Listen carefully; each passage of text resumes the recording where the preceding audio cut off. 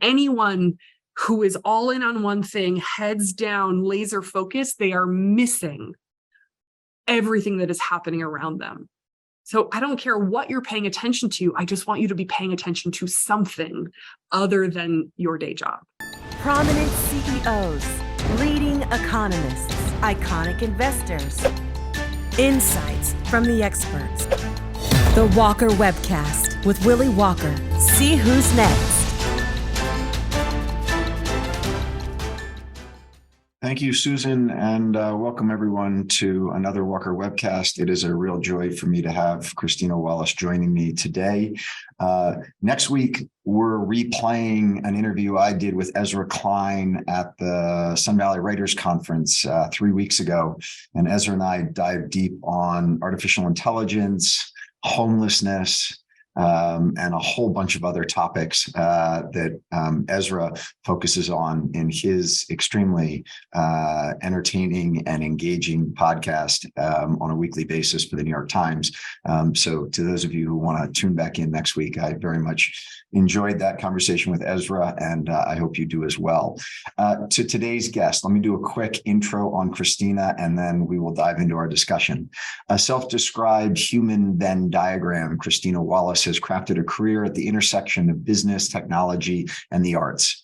She is a senior lecturer in the Entrepreneurial Management unit at Harvard Business School, where she is co-course head for the Entrepreneurial Manager, teaches launching tech ventures, and leads the HBS Startup Bootcamp immersion program. Her latest book, The Portfolio Life, was published earlier this year. Christina holds an undergraduate degree in mathematics and theater studies from Emory University and an MBA from Harvard Business School. She's an active angel investor in early stage tech startups, as well as commercial theater productions on Broadway. That is not usual. We're going to dive into that in a moment. In The Portfolio Life, Christina adapts tried and true practices from the business sector to help you eschew the cult of ambition and experience the freedom of building the flexible, fulfilling, and sustainable life you want. Drawing on research, case studies, and her own experience, she walks you step by step through the process of designing a strategy for the long haul, because you deserve rest, relationships, and a rewarding career, not someday, but today. And after all, you only live once. So, Christina, first of all, welcome. Second of all, I want to start here. You say you wrote the book almost as an autobiography to explain to your mom what you've done with your life, which I love, and that's great. But as I sat there and read it, and knew all of my background on you as a person and how you live your life, I sort of felt like I was reading a book like by Michael Jordan saying it's just a game, or Kim Kardashian saying it's just a selfie. In other words, like, it didn't match with what I know about you as being one of the most engaged, hustling, career-focused, trying everything. I mean, I get the fact that you are so talented in multi-disciplines that you have the capability to write this, and yet to sort of write it for others, I sort of sat there and said, this is like MJ saying, don't worry about it. You don't need to work that hard. It's just a game. Tell me why I should listen to what you said, given what I know about you as a person. Wow, that's very flattering. I don't think I've ever been compared to Michael Jordan in any context. You've never seen me on the basketball court. You are 6 foot. You are 6 foot. So everyone watching this should know that Christina. I'm a complete failure of basketball. Part of this, I think, stems so deeply from I go after every piece of my career, every piece of my life, because I want to. I care deeply about it. It fills me. It brings me joy. There's no element of what I do because I'm driving for prestige or money or something that other people are impressed by. And I remembered when I started my MBA at HBS and I met all of these folks. I came from a very non-traditional background. I'd worked at the Metropolitan Opera before I came to business school. And I asked folks, like, what do you think you're going to do with your life? Like, why are you here? What are you here to learn? And so many of them said, well, I'm going to be the CEO of a multinational company. And I was like, okay, which one? Like, do you have an industry in mind? Do you have a sector that you care about? Do you have any connection to this work, or is this just a certain level of power and cachet and prestige that you aspire to? And I really didn't feel a connection to that at all. My ambition is very much from a place of I'm doing things that I care about and that I want to see a difference in. And so part of what I'm trying to espouse in this book and in this sort of model is allow yourself to reconnect to the shit you care about, and then figure out the business model for your life and for your work that actually matches to that. And it's probably not going to look like everyone else's. And so it requires a certain amount of entrepreneurialness and creativity in how you're going to put those pieces together and manage it. But that is what I believe is going to fill you and give you the longevity to still hustle 20, 30, 40 years down the line, because it's going to keep changing as you change. So you talk about that. And when you describe those, fellow HBS students who said, I want to be CEO of a multinational company, when Ezra Klein and I had our conversation in Sun Valley a couple of weeks ago, Ezra asked me, what does our society put value on? And my response to him was success and achievement. And there were 2,000 people in the audience, and everybody sits there and nods their head. And yet you state in your book, step back from the cult of ambition. Yet you're teaching at the Harvard Business School, where, at least from my take, that's probably the most ambitious cohort of people you can possibly find on the face of the planet. So help me understand that. That's a little bit conflicting there. If you were like teaching the arts across the river at the college, I could kind of get it. But teaching this of disassociating yourself from the cult of ambition at the Harvard Business School seems a little counter to what I would typically think. Sure. For one, let me be clear. I am ambitious. I'm incredibly ambitious. But the cult of ambition, the way I think about that, is the world in which every time you achieve a thing, the very next thought in your mind is, okay, what's next? What's bigger? What's higher? What's more impressive? What's next? And it is this linear mindset that requires constantly moving up and to the right, and usually in only one dimension of your life, your professional life. I am incredibly ambitious right now. I'm ambitious in many dimensions of my life, not just my work, my book, my teaching, also my family. I have a 1-year-old and a 3-year-old. There's a lot of work I'm putting into helping my kids get off to a start where they have emotional control, they have an understanding of how the world works in a way that they fit into, and they can be kind and generous. I have ambition for my marriage that it doesn't fall apart at this motion of early children and a career, right? There's a lot of dimensions that I seek ambition. And part of what I'm trying to bring to my students at HBS is that understanding that ambition can be incredibly wonderful. It can drive you for sure, but don't let it be the only God you worship. And in particular, when I think about where I can have the most impact, I don't need to go across the river to the art students and teach them to follow what they love. I need to go to the business school students who are willing to work themselves toward a goal that they might not even want, but they haven't questioned that because it's so shiny and it's so respected by society. And honestly, if we can have a few less miserable billionaires, I think that is a pretty significant impact on the world. As you talk about the students that you teach at HBS, I had sort of two comments and sort of a question for you, which is that you teach entrepreneurial marketing and entrepreneurial management. And I'm sure that you have students come up to you all the time and say to you, like, I heard you say once that someone walked up to you and said, what hobby should I pick up? And you were sort of like, that ain't for me to determine what hobby you ought to pick up. This is expressing your own interest, not what Christina Wallace says you ought to go do, which I loved. It was great. But I can only imagine that you see a lot of business plans and you have a lot of students who come up to you and say like, oh, I'm excited to be an entrepreneur in this or that. Do you ever sit there and look at that student and say, you know what, from my knowledge of you, you actually aren't built up to be an entrepreneur and you actually ought to go take that job at McKinsey? I have never said it in those words. I've thought it a couple of times. The closest I've come to it is saying, I wonder if this is the right move for you next. As you think about the experiences, the network, the mindset, the resources you need to be a successful entrepreneur, do you feel like you have those yet, or you have access to them yet? Or is there some experience you might want to gain, maybe as the chief of staff to an early stage CEO, so you can see what these environments feel like, right? That the roller coaster, the constant change, the uncertainty that comes in the earliest stages, you might find that's not the best fit for you. Maybe you are a better fit in the later stages of company building, or once it's already up and running and you're thinking about the scaling of a company. So not everyone has to be that founder that they're on day zero.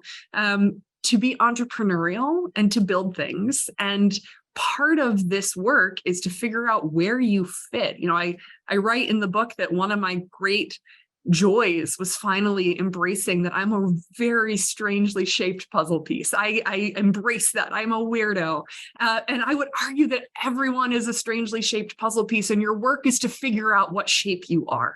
So that when you go into rooms, whether it's jobs or relationships or anything else, you have an understanding of where you fit. And it's not a question of, do you like me? It's just like, do I fit the puzzle? Like the space that's available, do I fit or not? And if I don't, rather than like shave off parts of my puzzle piece to try to like jam it in, maybe I should just find the rooms that want me.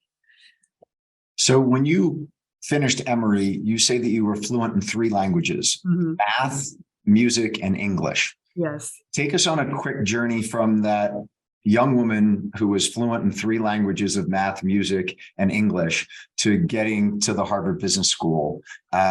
What was that journey like that ended up putting you in Boston, Massachusetts a couple of years later? So when I graduated, I had a really hard time deciding if I was going to get a PhD in math or if I was going to pursue a career in the arts. I really did love both. I have loved both my entire life. And so I applied to a bunch of PhD programs, and then I applied to a bunch of jobs in the arts. And I basically said, the universe will tell me which way I should go. And I got into a couple of PhD programs, and I went to visit. And it became very clear that this was not my path. I spoke with a couple of professors, and they said, I got to be honest, in all of my years of reading applications, I've never had a candidate with a recommendation letter from a theater professor before. So that's a little odd. And they said, it's not that you can't do this work. I just wonder if you are going to want to focus for the next 6 or 7 years on one tiny little problem in mathematics that maybe a dozen people in the world care about. And when they put it that way, I was like, you're right, I don't. Like, that's not the fit for me. Thank you for helping me figure that out. And so I moved to New York.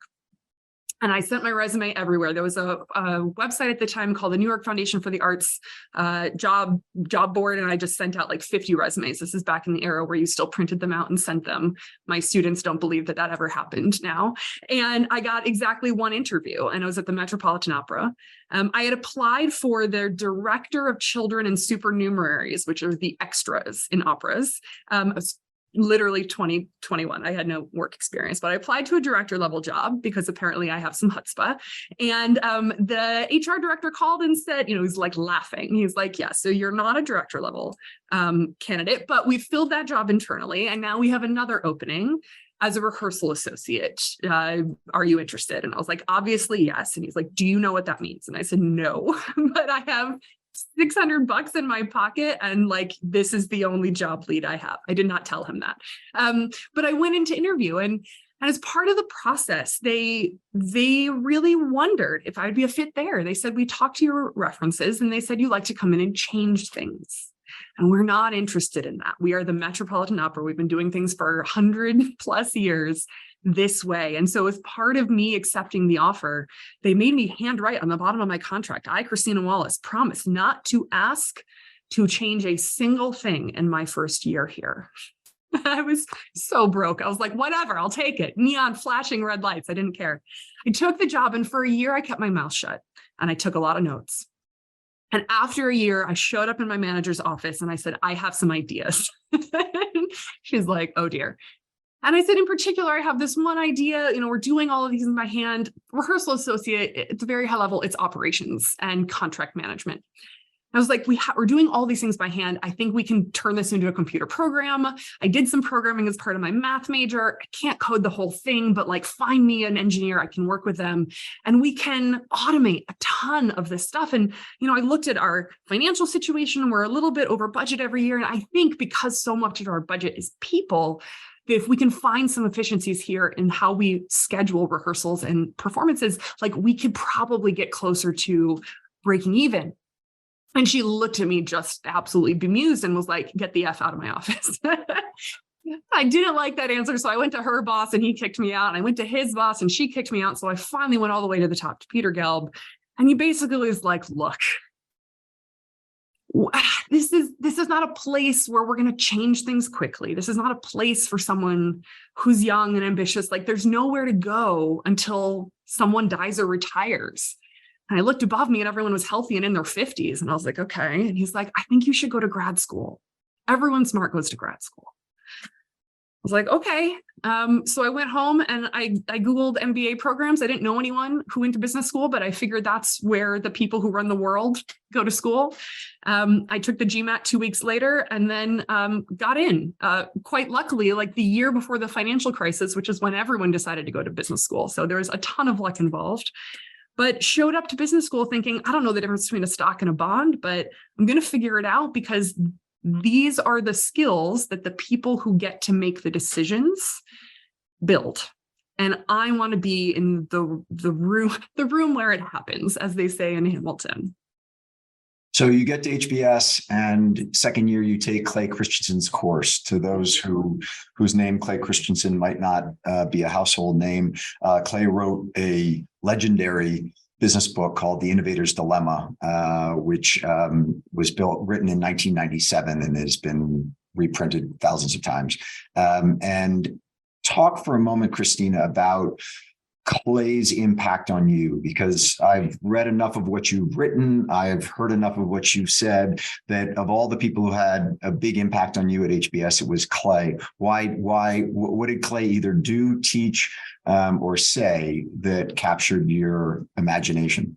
Clay was just an amazing man. And he made me realize the impact that professors at HBS can have at scale, right? Not just in the writing and sharing it with the world, but also on the people who sit in the seats in those classrooms. And so I took this course with him, Building and Sustaining a Successful Enterprise. It's a terrible title for a class, but it's about how to stay innovative, how big organizations can, use these theories around disruption to continue to innovate and find new businesses and basically disrupt themselves.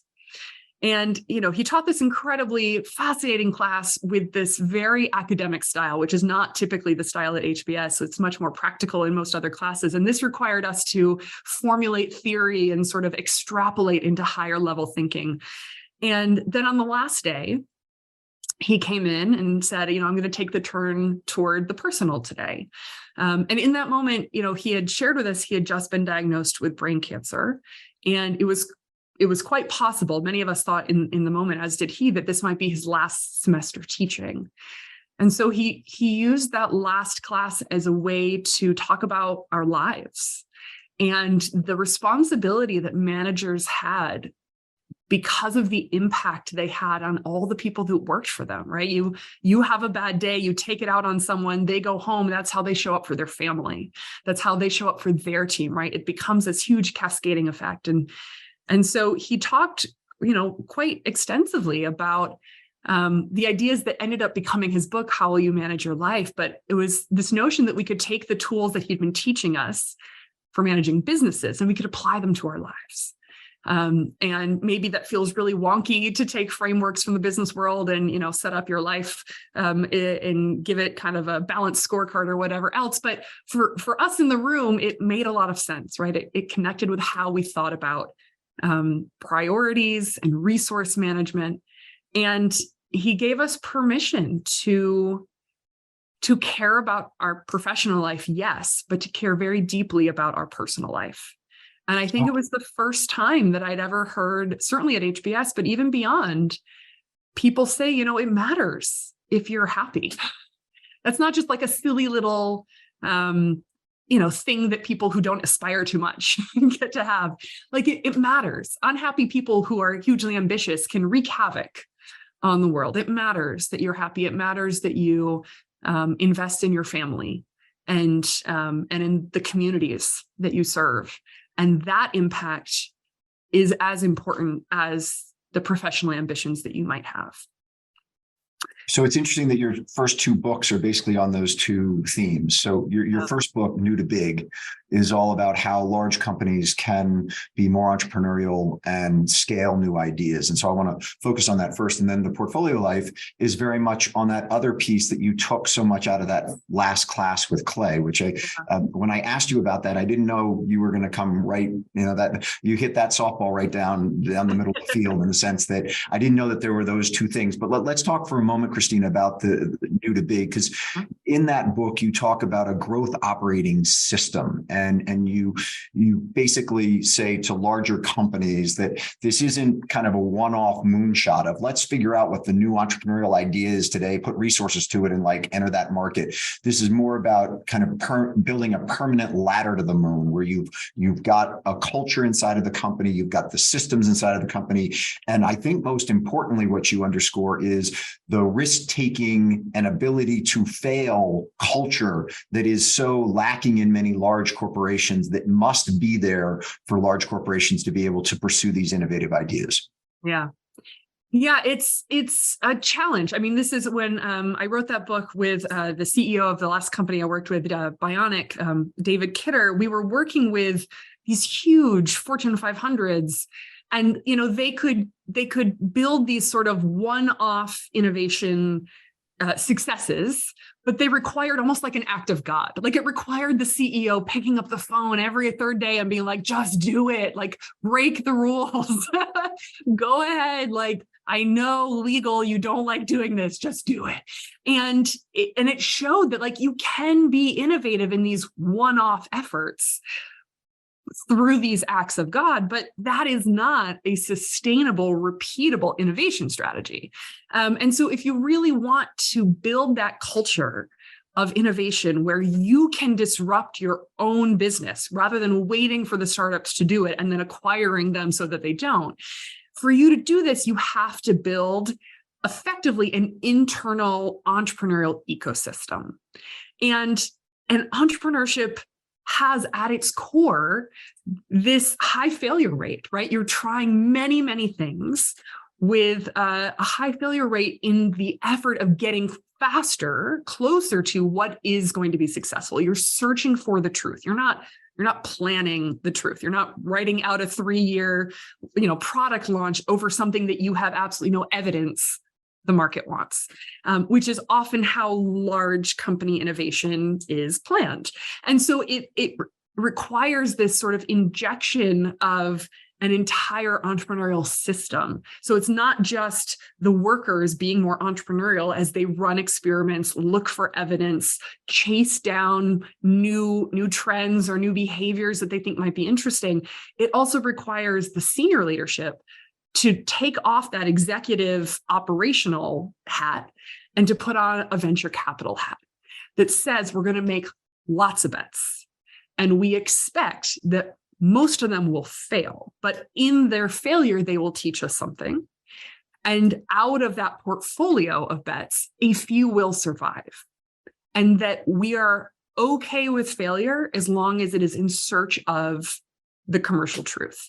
And that's just an entirely different way of operating that requires a bit of like a truth telling that doesn't exist in some companies.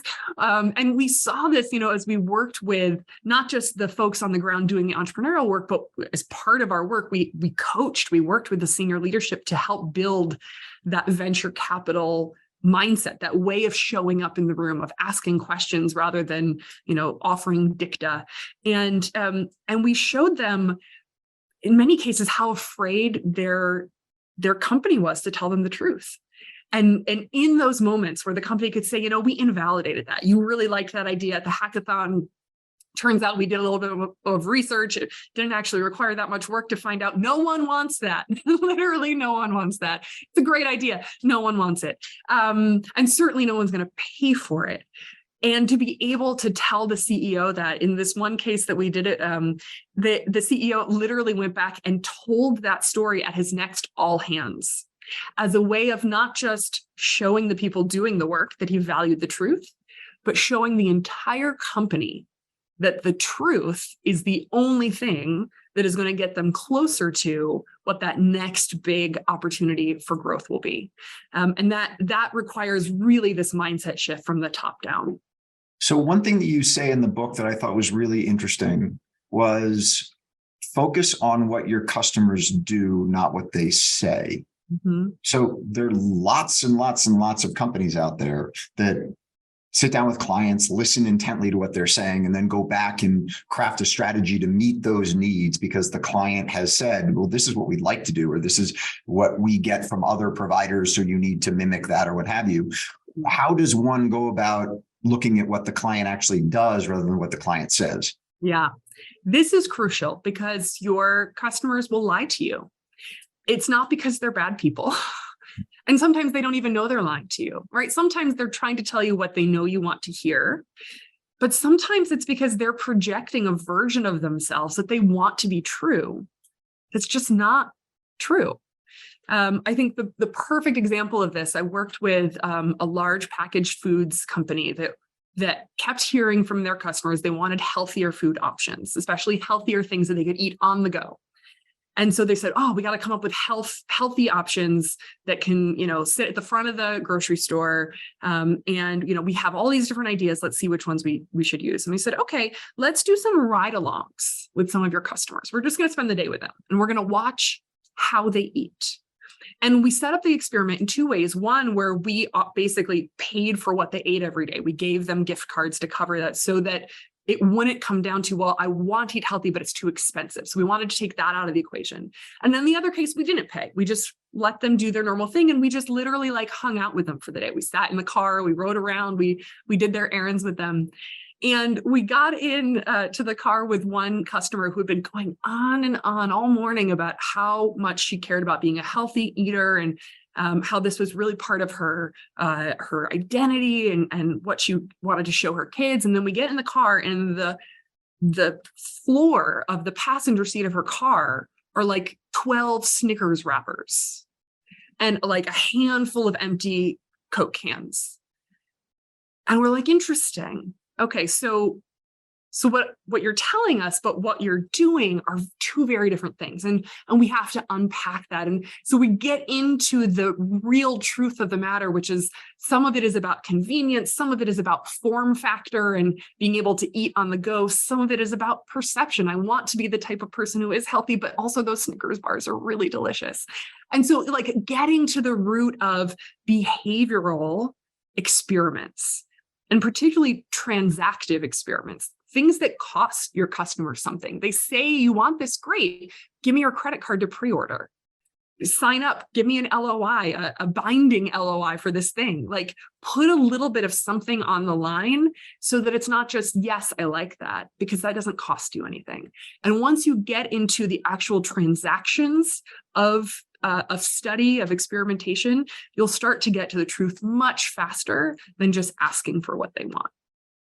So as we transition from your first book to your second book in the portfolio life, which I want to dive into in a second, I want to touch on the personal side of things for a moment, because your TED talk on how you found your husband, Chaz, is so good. And it is so Christina Wallace. It's scary. Okay. So I don't want to spend too much time on this because anyone who wants to watch it can go watch it on TED. Just pull up Christina Wallace TED Talk and it will come right up for you. But talk for a moment about you taking a dating app and turning it into a funnel, and then also the zero date. Yeah. So this started as I was approaching turning 30. I had been dating in New York City, and anyone who's ever dated in New York City will feel me right now. It's just a terrible place to have to date. I had a serious boyfriend through business school that didn't work out. And then it was like on my own as an entrepreneur in New York City, trying to find a partner. And as I was approaching 30, the fake deadline where women are supposed to expire, and I was feeling this pressure.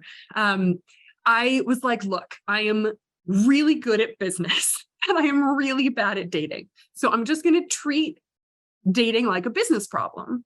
And I'm going to apply my business tools and we're going to solve this problem. And so I took myself on an offsite. I went camping by myself in Maine for a week and, pitched a tent, wore some flannel, drank some whiskey, and did a retro on all of my previous dating situations, my relationships, the situationships, and tried to get to the bottom of where did they go wrong? At what point did they know they went wrong? How long did I stick around after I knew they weren't going to work?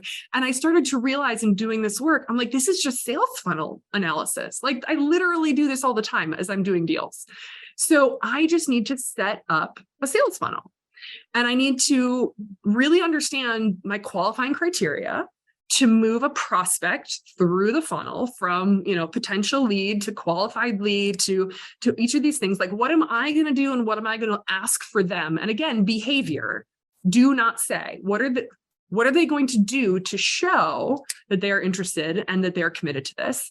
And then, at what point do they get ejected from the funnel? And I'm just going to use online dating as a way to source leads, because it is a way to meet lots of people that you don't run into on the daily basis. But I'm not going to use it as a way to qualify leads, because I think I was finding I was tending toward using these online profiles like a resume review. And then it turns into you look great on paper, but we don't have any chemistry. So I was like, I'll source my leads and then we're going to get offline as quickly as possible. And this was crucial because the things that I had identified that I really cared about in a partner, I couldn't really vet online, but I didn't want to be giving up 3-hour dinners for people that I had hardly vetted. And so I came up with something in between, which is the zero date. It's not a first date, but it's the zero date. And it's 1 drink, 1 hour to answer one question, which is, do I want to be stuck for 3 hours having dinner with this person? And I would just stack them back to back. I would pick one night a week for dates, and I would do 3 a night as a way. And I would tell them ahead of time, I've got a hard stop. I wouldn't tell them I have another date, but tell them I have a hard stop. So we're setting expectations appropriately. And it was just do I want to know more? And so I set up this funnel and I started, I had a couple hundred inbounds at the top, and you can watch the TED Talk to see the math of how many make it to the bottom. But going through this process, it's how I met my husband. He loves the story. He thinks it's absolutely hilarious. Well, the thing that I find so interesting, the thing I find so interesting about it, Christina, is this. The first thing is a lot of people use dating apps like a game, and you're very clear in saying it's not a game. This is serious stuff. Use it as the tool that it is. The other thing is that you're very straightforward in saying the access to potential partners is what makes the app so valuable. In other words, hanging out in New York, you can only go to so many bars, you can only meet so many people in a night, you get stuck in a conversation for 4 hours and that's the end of it. And you might not want to see that person again for the rest of your life. So use it for what it actually is. And as I listened to you talk about that, I said, there's so much out there on LinkedIn and Instagram and all these different things that are sort of clickbait. They don't, they keep us interested, but they don't actually produce anything. And what I found so interesting about what you did with the dating app was you actually understood what the dating app had as far as a benefit to getting you what you wanted to do. You used it as the tool that it is not necessarily intended to be used at, but what you saw as being the ability to get you the outcome. And then you actually were wildly successful because you met Chaz on it, and the two of you now have 2 kids, and all the rest is kind of history. But as I sit around and think about all the different social media sources that we have. As I think about bankers and brokers at Walker Dunlop who use our Salesforce database, who use LinkedIn, who go to conferences, and all the kind of the distance between the lip and the cup, to use a golf analogy, as it relates to, oh, I've got this person, I met them on LinkedIn, I think they're gonna borrow money from Walker and Dunlop, and this is gonna be great. And then it doesn't get converted into something because they're using the tool as just kind of broadcasting who they are, rather than really identifying who a real potential client can be and converting that connection into an actual sale. That's exactly it. Like understanding what the tool can do and what it can't, and defining what you need at each stage of the funnel or whatever the process is that you're developing, saying what is the right tool for that, and how do I piece together these different steps in order to get to the outcome that I care about. And I think as crucial as that is, in understanding both what they can do, it's also what evidence. This gets back to my obsession with evidence in experimentation and innovation. What evidence are they offering that they are interested in taking this to the next step? Are they giving me an email? Are they offering their time? Are they saying yes to a coffee? Am I doing all of the work to show up and it's convenient for them? Or are they in some way showing in good faith that this is something they care about too? And it's looking for that transactional evidence at each stage to help you have just higher fidelity in the process. So in the portfolio life, you hate the term work-life balance. Yes. So if you hate that term, have you come up with a better one? Yeah, portfolio life. No, I mean, I hate the term work-life balance because it sounds like, it's like you got a teeter-totter and you've got work on one side and you've got life on the other, and you're trying to get them to balance. I mean, that's the image that conjures in my head. And I hate that. I for one reason, they're never going to balance. There are always going to be phases where one is going to be heavier than the other. So I'm not sure balance is the goal. And then two, I hate it because work is a subset of life. It is not in opposition to life. So when I think about a portfolio life, and I use that term intentionally and not just portfolio career, a portfolio life, you think about your financial portfolio, you visualize it as a pie chart, and your work is a piece of that pie chart. And so are your relationships, your community, your hobbies, your rest, the other things that you allocate your time and talents to. They all are a slice of that pie chart, and it adds up to 100%. So your work is in the context of your life, and that cannot be separated, because as you think through these different seasons of your life, these different chapters where you might need very different things, you are going to have to adjust your work and all of your other allocations to be balanced in a portfolio sense for that season of life. So a couple of things here. I mentioned to you previously that I now know why at the I went back to my HBS 25th reunion a year ago.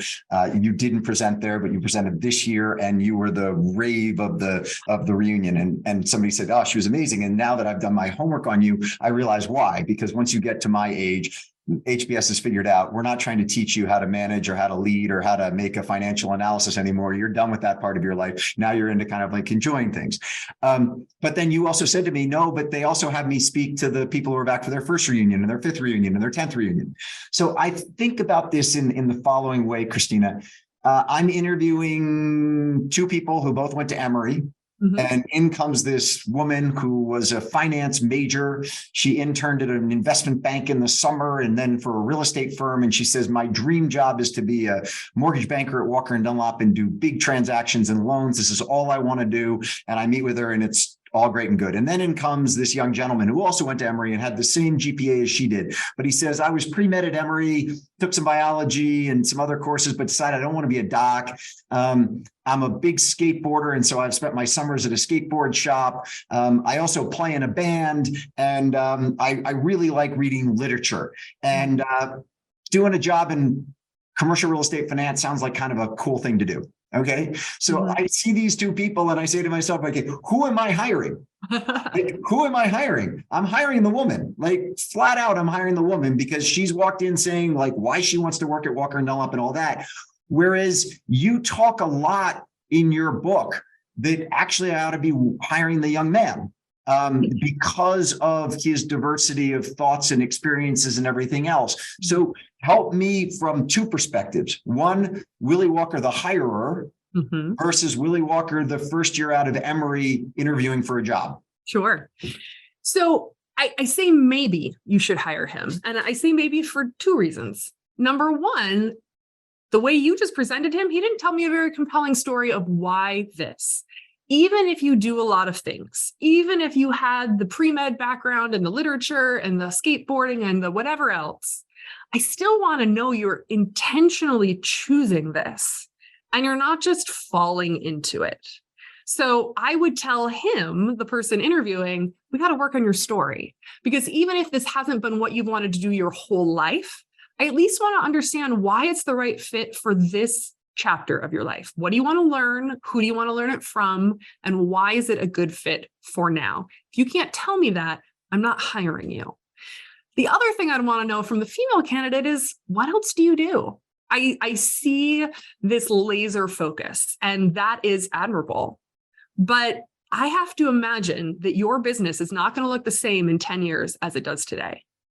And I want to be hiring people who are bringing in fresh perspectives, who are reading things that have nothing to do with your business, who are paying attention to consumer trends or technology developments or things that don't in any way seem related, because in some point they might, right? These intersections, these changes, they come out of nowhere, but people who are paying attention see them coming. And so I want someone who is not just laser focused, but also has an understanding that she needs to be not well-rounded. I hate that term too, but she needs to be spiky. She needs to be well lopsided in more than just this industry. So getting a sense of how else she is understanding and learning about the world will tell me what she might be able to bring to this work. So I would probably be like you and lean toward her, but depending on how old she is and what she's interested in, I might spend a lot of time coaching her into developing this other piece of who she is, so that this one-sidedness doesn't become a liability 10 years from now when your business has dramatically changed and she hasn't grown with it. So double click on that for a moment as it relates to orthogonal networks. You talk in the book about basically two vectors that don't overlap. Talk about that either from a business strategy standpoint, as far as what the need is to have people who can think that way, or the other is as an individual developing those orthogonal networks as it relates to what your interests and what your capabilities are. Yeah. Orthogonal networks, I think these are crucial, and they're so valuable to managers when you have, individuals who are really active in developing this. And it's for a couple of reasons. As an individual, an orthogonal network, and by that, I mean a perpendicular and non-redundant network. You could think about this as my theater network and my math network, right? I'm likely the only person that overlaps between those worlds. You want this because you as an individual, you bring value to both worlds by being the node that connects them. And you are able to take ideas and people from one world and introduce them to the other. So you can be this sort of, cross-disciplinary seeder of ideas. A perfect example of this, you mentioned I angel invest and I also invest in Broadway. And I just did another investment on Broadway and I had to fill out all of these papers by hand and I had to form an LLC in order to do this. And I was like, guys, you do know in the tech world, I just go to AngelList and I wire them my money to be part of a roll-up vehicle that just flows in to the startup, and they manage all of the taxes and they manage all the investor management. And it's all done on the platform. Meanwhile, in theater world, I'm still like hand signing and taking photos of PDFs, and like, you've got to be joking. And the producers that I was talking to were like, are you serious? Like, I've never heard that. Like, I've lived my entire life in commercial theater. I've never been exposed to that. Is there an entire other way we could be doing this that might offer efficiencies and, cut down and streamline things? And I'm like, oh, not only is this a new idea I brought, maybe my relationships and my network might be able to build something in this space. Maybe this is an opportunity for me to pursue. So you as an individual, it gives you ideas, it gives you value to add to both sides, and it gives you optionality. If one thing starts slowing down, or you're seeing a recession, or you're seeing, some lack of growth in one area, you can pivot into another, and you've already got those relationships seeded. As a manager, why this is so valuable is that you have employees who are constantly thinking about and having access to completely different worlds, whether that becomes a source of clients or whether that is a source of other talent. I think about one of my friends who works in a computer software company who realized one day that she could tap into actors as a great source of salespeople. Actors make great salespeople. They're wonderful at listening and not just talking all the time. And she had this untapped source of, really affordable talent that wanted to hustle in her ecosystem where she was struggling to find experienced salespeople. So you have access to these worlds, but also it ensures that your people are, again, like staying present and staying active in what is shifting, because the truth of the world we are in is that disruption is the new normal, and it is coming faster than ever before. And so anyone who is all in on one thing, heads down, laser focused, they are missing everything that is happening around them. So I don't care what you're paying attention to. I just want you to be paying attention to something other than your day job. If you, there's so much in there. Let's go here. You talked about the portfolio, and that the cover of your book in the UK is a donut. Yes. And it's broken up into a portfolio. First of all, why does the US one have sticky notes and a Venn diagram, and the UK one has a donut broken up like a portfolio? Do you, any I have no idea. The research of who buys what in what area, apparently. I have to tell you, I would have thought donuts would sell a lot better in the US than they would in the UK. But that's, I will tell my editor, because we get a different cover for the paperback here in the US, and I've been exactly. Well, you also have Adam Grant on the cover of the book now, so that's kudos to that. But let's go on those two. Let's for 2 seconds on the portfolio and the donut.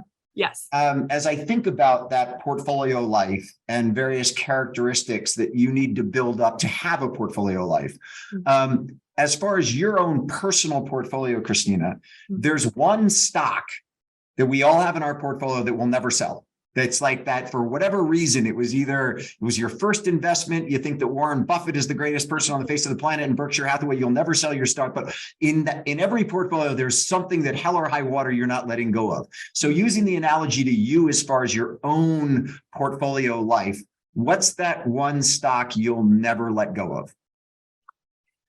The thing that I will never lose as part of my portfolio is a slice of work where I am creating. What that looks like might change over time, though. So growing up, it was as a musician. I was a classically trained musician in piano, cello, and voice. For 17 years, that was my form of creating.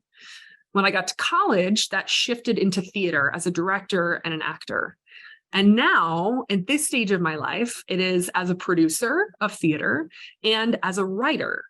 And it looks different in different stages, partially because of what I have access to, partially because of where my efforts might be the most fruitful.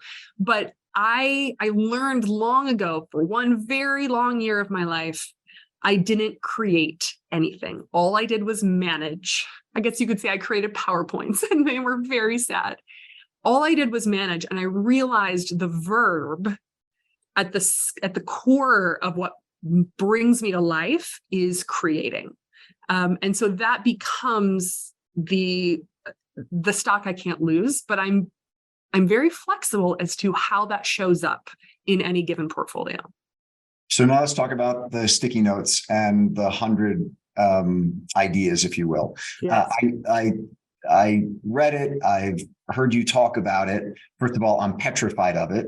As somebody who's a real doer, I'm really afraid to move beyond the 6 or 8 things that I can tell you right now kind of define me. But talk for a moment about why you first of all, should have bought stock in 3M because of the number of sticky notes that are going to be sold because of your book. But second of all, why 100?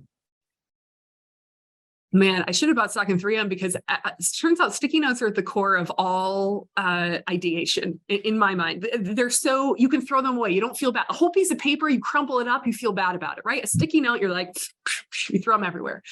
So just as one quick thing, sorry, but when I interviewed Evan Osnos at the Sun Valley Writers Conference, and Evan was talking about systems and about coding and about how rigid the computer systems are in the U.S. government. And one of the things that just absolutely flabbergasted me from Evan's writing was that the U.S. computer system for immigration and naturalization services is so rigid that when during the Trump administration they made the decision to separate families, they have an alien resident number that they give to families previously, and it's just one number for everyone in the family, so that when they separated parents and children, they didn't have the ability to go in and give distinct codes to the kids and the parents. And so at the border, they literally took sticky notes, put the alien resident AR number on kids, literally like stapled to their forehead. And then when they had to put them back together, they were literally running around taking sticky notes from one to the other to put them back together. And it was so, the whole thing was tragic, but the fact that we didn't have a computer system that could deal with that change and that sticky notes were the solve to it, to your point, sticky notes are everywhere and a huge part of our world. Anyway, I digress completely, but anyway, you said that about sticky notes and I had to throw that in there. I mean, sticky notes are meant to be disposed of, which means they're the wrong tool for keeping families together. Anyway, so sticky notes, 100 wishes. So one of the steps that I make you do in this book is to write out 100 wishes for your life.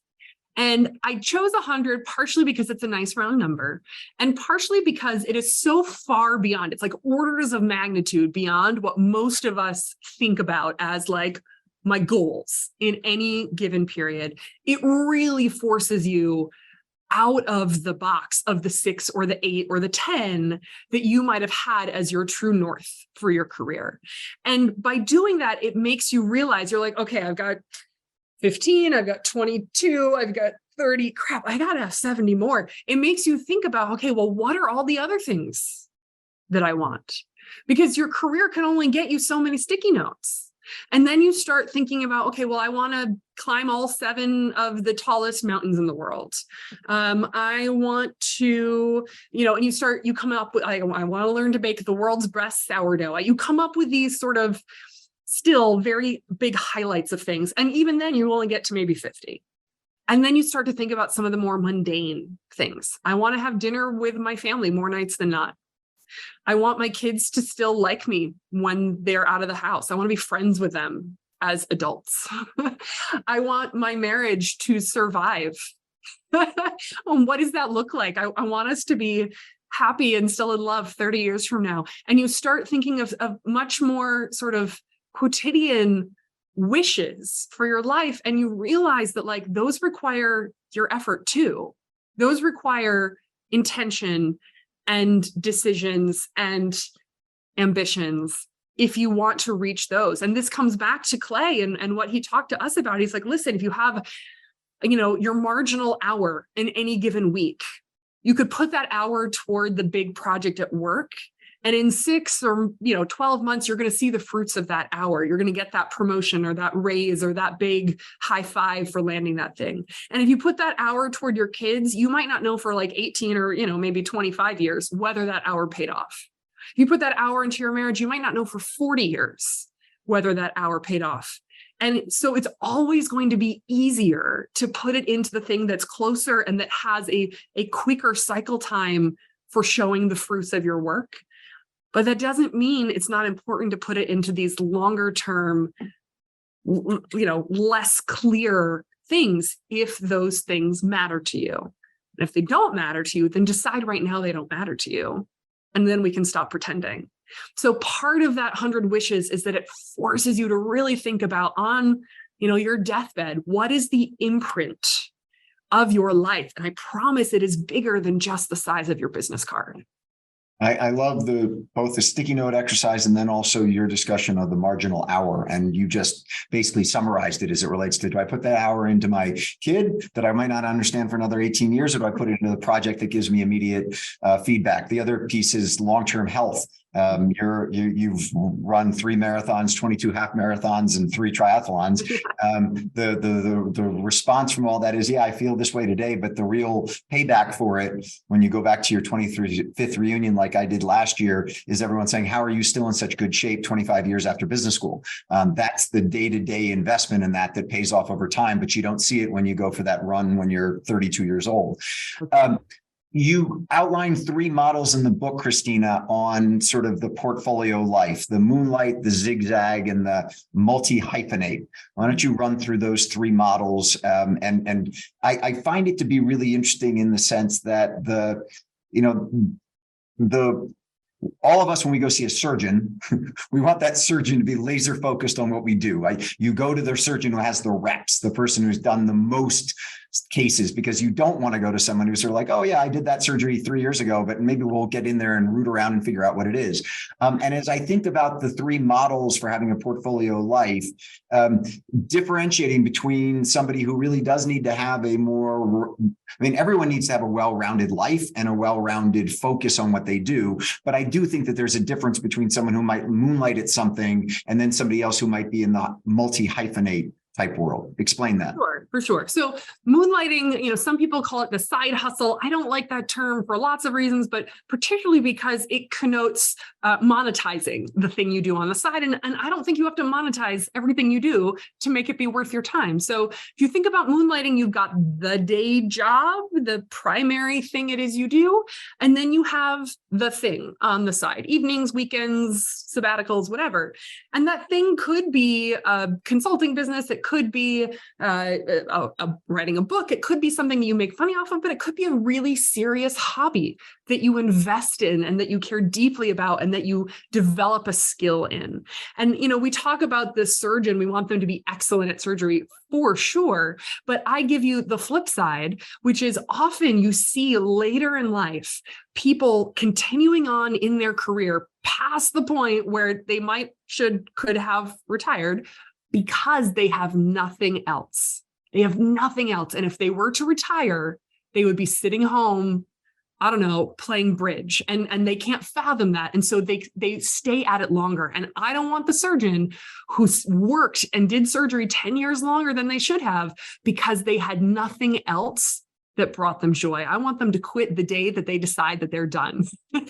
So I want them to love origami or golf or underwater basket weaving, whatever that thing is that says, this brings me joy in a really meaningful way, and often helps me kind of turn off my brain that does the day job and gives me something in a different way. Often this might be a very tactical thing. I know very intellectual people who love making ceramics on a wheel because it gets your hands physically dirty and it makes you focus. So that's moonlighting. The second one, zigzagging, is often where you have the primary thing and then it switches to a new primary thing. And from the surface, people are like, that makes no sense. You're zigzagging from opera to entrepreneurship.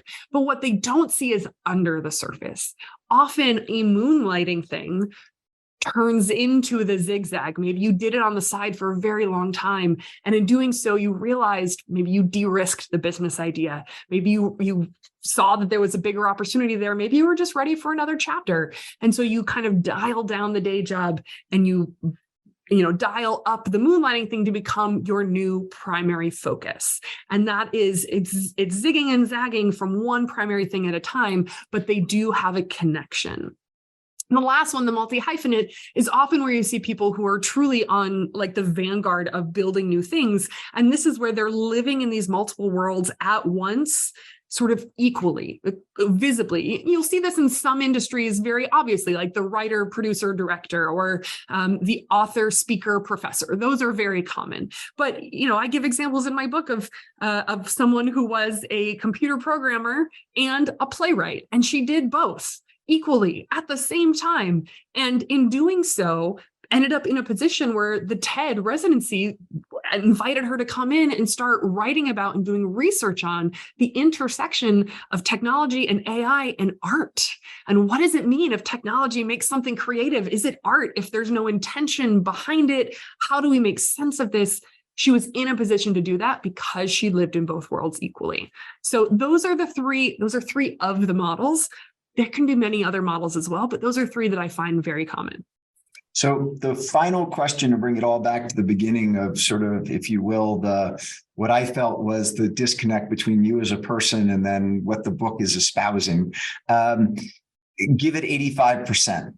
I love that you went and researched the best manufacturing lines in the world and realized and found out that they run at 85% because, as you write, a planned downtime is cheaper than an unplanned downtime.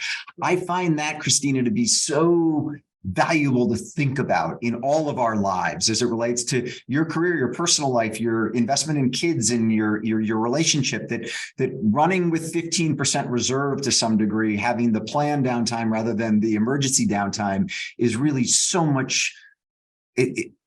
As far as longevity on anything, it seems to make so much sense when you read it in the way that you described it in your book. And it's one of the hardest to do. I do not make light of how difficult this is. I am still working on this, but it is crucial, right? And you pointed out it's exactly the thing. It's like you are going to have downtime. Like life is complicated and messy, and there are mistakes and there are screw ups. You will have downtime. The only question is whether you have left space for it, and so you have room for maintenance, for do-overs, for serendipity, for really amazing opportunities you hadn't planned for, whether you have space for that already or whether you have to cancel a bunch of stuff in order to squeeze that in, or burn out in order to make it happen. But it's going to happen one way or another. And so part of it is retraining how we think about what is at capacity for our lives. And I do this, in total, I think through my entire portfolio, all the things that I've committed to,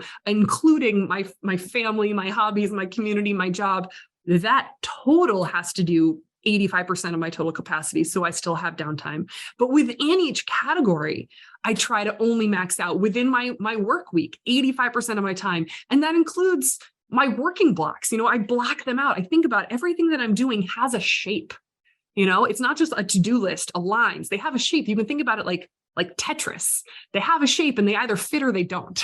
And so as I think through the week and 2 and 3 weeks ahead, I put everything on my calendar to see the shape of my week. And I can see, is there slack in the system or not? And if there's not, I need to either push things out, cancel them, or shrink them. But in some way or another, I have to build in slack, because otherwise, if I'm running at 100%, every minute I'm doing anything, I'm not just in the work, I'm also hovering above it, monitoring. Are we still on track? Is anything coming down that's going to disrupt it? I understand how rigid the whole thing is and how prone it will be to breakage. And so I can't actually be focused on anything because I'm also conscientious of everything breaking. And so to give yourself slack also allows that sense of flow, because you can get into the work and say, I have already already planned for there to be space if something goes wrong. So I'm not going to care about that right now. Right now, I'm just going to focus on this thing I'm doing. So I'm super appreciative that you brought 100% for the hour that we had together. It's been a real joy. Congratulations on the book to everyone who has joined us for this hour, which is lots and lots of people by the count at the bottom of the screen. The Portfolio Life is a great read. Thank you, Christina. It's great to have had you on today with me. And I hope everyone has a great day. And next week is Ezra Klein. I hope those of you who joined us today can join us again next week. Thanks very much, Christina. Have a great day. Thanks so much, Willy. See ya.